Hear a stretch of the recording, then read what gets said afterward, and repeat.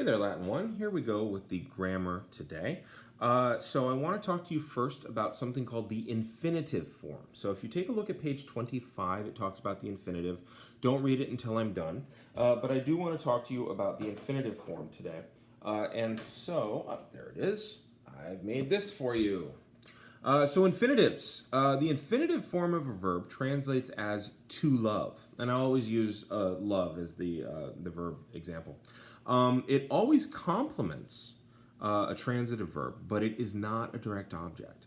And what I mean by that is you will have a verb, a transitive verb, like I like or I fear. And it feels like that verb isn't quite complete, right? So we complete it with an infinitive. Or you could use a direct object. I fear wolves, right? Or I fear to climb. And that's what you end up doing, is that you end up using the infinitive to complete the transitive verb, okay? Now, the way that you can find an infinitive is pretty simple, actually. You take a look at the back of your book, and you'll find that a verb like to love is amo, amare. I'll get to what this is in the next video. But this second part right here is called the infinitive. Almost all of your infinitives end with an RE, and there's actually a really cool reason why. It's cool to people like me, though. It would take like 15 minutes to explain it to you after school someday if we're ever back together. But amare, okay? And notice that there's a macron over the A, and then it's followed by an RE.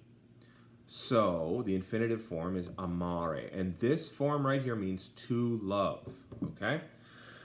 Every verb has an infinitive. And it's it's always listed second, okay? So anytime you have an infinitive, it's going to be listed second. That's how it works, okay? So don't worry about this form yet. The second form is amare, okay?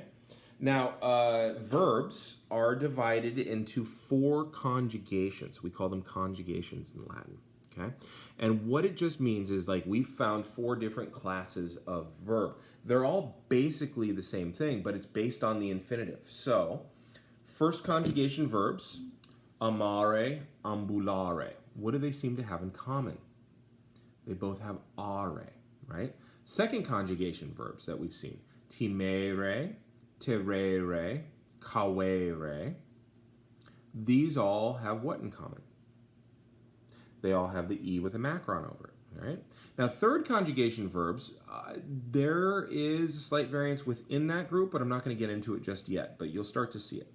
Cadere, curō, errāre, conspicere. Notice that they all have the E without the macron, and the way I pronounce it is wildly different, right? So you had timere, you have cadere. Okay? There's actually a verb that means to lie down, which is iacere. And then there's a verb that means to throw, iacere. And the only difference is the macron over the E. But it makes a big difference, right? So cadere, curō, errāre, conspicere, the okay? So timere is a second, cadere is a third. Notice there's no macron over the E in the thirds.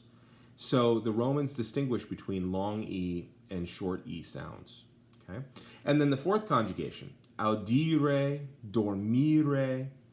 Notice that those all have an I within a macron, okay? So if you look at your conjugations, you'll actually notice that they're alphabetical. ARE, ERE with a macron, ERE without a macron, and IRE. Now there is one other conjugation, and that is what we call the irregular conjugation. And I just wrote down 6 irregular infinitives. Esse, which means to be. Ire, which means to go. And I know you're thinking, wait, that could be up here. It's not. Posse, which means to be able. Faire, which means to bring. Vulle, nolle, which means to want or to not want. Okay? So to love, to walk, to fear, to frighten, to beware, to fall, to run, to grab, to spot, to hear, to listen, to hear, to sleep, to be, to go, to be able, to bring, to want, to not want. They all translate with 2 words, to not, or to do that thing, right? To love. Now, they're always single words in Latin, okay? Always. We don't do helping words. Here are some sentences with some examples. Okay, the pueri sub arbore sedere amant. The boys love to sit under the tree. Let's see. Cornelia legere vult, sed scribere non amat. Cornelia wants to read, but does not want to write. Puellae ex agris currō timent. The girls fear to run out of the fields. So all of those had infinitives, and you'll notice that some of them had a macron over the E, some of them didn't, right? But they all translate as to do that verb. So you have to start memorizing the infinitive forms of all your verbs, okay?